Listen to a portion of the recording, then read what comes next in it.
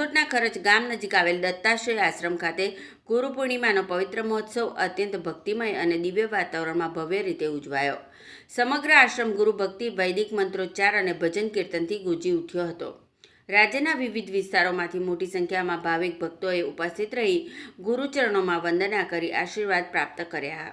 દત્તાશ્રય આશ્રમના સ્થાપક આચાર્ય ભાવિન પંડ્યા અને આચાર્ય મનન પંડ્યાએ ઉપસ્થિત ભક્તોને આશીર્વચન આપતા જણાવ્યું કે ગુરુનું સાનિધ્ય જીવનને સાચી દિશા, સંસ્કાર અને આધ્યાત્મિક ઉન્નતિ તરફ દોરી જાય છે.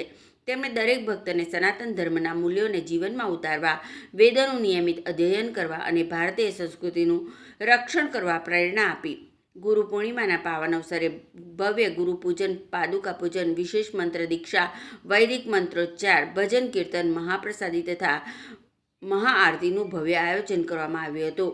હજારો ભક્તોએ શ્રદ્ધાભાવથી આ તમામ ધાર્મિક વિધિઓમાં સહભાગી બનીને ગુરુ કૃપાનો લાભ પ્રાપ્ત કર્યો હતો.